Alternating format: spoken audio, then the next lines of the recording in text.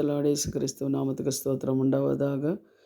Jesus miracle ministry நேயர்களுக்கும் YouTube பார்க்குற நேயர்களுக்கும் இயேசு கிறிஸ்துவ நாமத்தில் தேவ வார்த்தை, இன்றைக்கான தேவ வார்த்தை ஏசாயா 66:12 பாருங்கள். கர்த்தர் சொல்லுகின்றது என்னவென்றால், இதோ நான் உங்களுக்கு சமாதானத்தையும் நீதியைப் போல ஜாதிகளையும் நான் கொடுக்குறேன்றார்.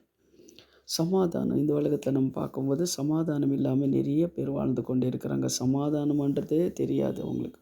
சந்தோஷமாக இருக்கிறீங்களான்னா கூட தெரியாது. ஏன்னா அப்படி ஒரு பாடும் அவமானங்களும் துக்கம் வேதனைலாம் இதெல்லாம் இந்த உலகத்தில் சகஜந்தான். இதெல்லாம் இப்படியெல்லாம் வாழ்ந்து கொண்டு இருக்கிறாங்க. சமாதானம்ன்றதே அவங்களுக்கு இருக்காது. ஒன்று போனால் ஒன்று வந்துகிட்டே இருக்கும். ஒரு காரியம் போச்சுன்னா இன்னொரு காரியம் வந்துகிட்டே இருக்கும். இது மாதிரி பல காரியங்களில் கஷ்டப்பட்டாங்க. கடன் அதில் சமாதானம் இருக்காது. வியாதி இருந்தால் சமாதானம் இருக்காது. குடும்பத்தில் ஒரு மனம் இல்லாமல் இருந்தேன்னு சமாதானம் இருக்காது. குடும்பத்தில் ஜெபம் இல்லாமல் இருந்தால் சமாதானம் இருக்காது. கொஞ்ச சிலர் வேதத்தை வாசிக்க மாட்டாங்க, ஜெபம் பண்ண மாட்டாங்க, சபைக்கு போக மாட்டாங்க, அவர் கற்பனையின்படி நடக்க மாட்டாங்க. அவங்க நினைப்பாங்க எனக்கு எல்லாமே தெரியும் அப்படின்னு சொல்லி மாதிரி நடிப்பாங்க. ஆனாலும் அவங்களுக்கு சமாதானம் இருக்காது. ஆனால் கொஞ்ச சிலர் காசு பணமும் எல்லா ஆஸ்தி ஐஸ்வர்யம் எல்லாமே இருக்கும். ஆனால் அவங்களுக்கு கூட சமாதானம் இருக்காது. இப்படி கொஞ்ச சிலர் என்ன பண்ணுறாங்க, சமாதானம் இல்லாமல் வாழ்ந்து கொண்டிருக்கிற ஜனங்கள் நிறைய பேர் நம்ம தேசத்தில் இருக்கிறாங்க. ஆனால் தேவன் என்ன சொல்கிறாருன்னா, இதோ நான் சமாதானத்தை கொடுக்குறேன் அப்படின்றார். நான் சமாதானம் கொடுக்குறேன். நம்ம தேவன்கிட்டே தான் நம்மளுக்கு சமாதானம். தேவன் இல்லாமல் நம்மளுக்கு சமாதானம் வராது. தேவன் இல்லாமல் நம்மளுக்கு சந்தோஷம் கிடையாது. தேவன் நம்ம கூட இருக்கும்போது தான் நம்மளுக்கு சமாதானம்.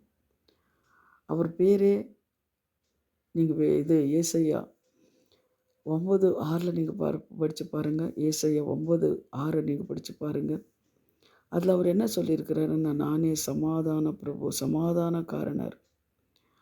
9:6 பாருங்கள். 9:6 நீங்கள் பார்க்கும்போது அவர் சொல்கிறார், நமக்கு ஒரு பாலகன் பிறந்தார், நமக்கு ஒரு குமாரனே கொடுக்கப்பட்டார், கர்த்தத்துவம் அவர் தோளின் மேலே இருக்கும், அவர் நாமம் அதிசயமானவர், ஆலோசனை கர்த்தா, வல்லமையுள்ள தேவன், நித்திய பிதா, சமாதான பிரபு என்னப்படும் என்று. அப்போ சமாதானம் அவரே நம்மளுக்கு என்ன, நித்திய பிதா, சமாதான பிரபு அவர் தான். அவர் ஆலோசனை கர்த்தர், நம்மளுக்கு ஆலோசனை கொடுக்குறவர் அவர் தான். நமக்கு அதிசயங்கள் செய்கிற தேவன் அவர் தான். அவர் இல்லாத வாழ்க்கை சமாதானம் இருக்காது. எவ்வளோ ஆஸ்தி அந்தஸ்துகள் உங்களுக்கு இருந்தாலும், பணங்கள் இருந்தாலும் சரி, சமாதானம் இருக்காது. நீங்கள் கடனோடு இருந்தாலும் வியாதியோடு இருந்தாலும் உங்களுக்கு சமாதானம் இருக்காது. கர்த்தர் உங்களோட இருக்கும்போது மட்டும்தான் உங்களுக்கு சமாதானம் இருக்கும். கர்த்தர் உங்களோட இருக்கும்போது பெரிய சமாதானம் உங்களுக்கு கொடுக்குற தேவனாக இருக்கிறார். உங்களை தேவனாகிய கர்த்தர் தேவாதி தேவனும் கர்த்தாதி கர்த்தரும் மகத்துவமும் வல்லமையும் பயங்கரமான தேவனுமாய் இருக்கிறார் என்று உபாகம் 10:17 சொல்லப்பட்டிருக்கிறது. நம்ம தேவன் என்ன பண்ணனா, தேவாதி தேவன், இந்த உலகத்தை உருவாக்கின தேவன், சிருஷ்டித்த தேவன், அவர் இருந்தால் மட்டும்தான் சமாதானம். ஆனால் அவர்களை கூப்பிடுங்க. இந்த காலை வேளையில், தேவனே எனக்கு சமாதானம் வேணும், இந்த காரியத்தில் எனக்கு சமாதானம் வேணும், தேவனே இந்த கர்த்தாவை எனக்கு போகும்போது எனக்கு சமாதானம் வேணும், எனக்கு வேலை செய்கிற விஷயத்தில் கர்த்தா, ஊழியத்தில் கர்த்தாவை எனக்கு சமாதானம் வேணும்.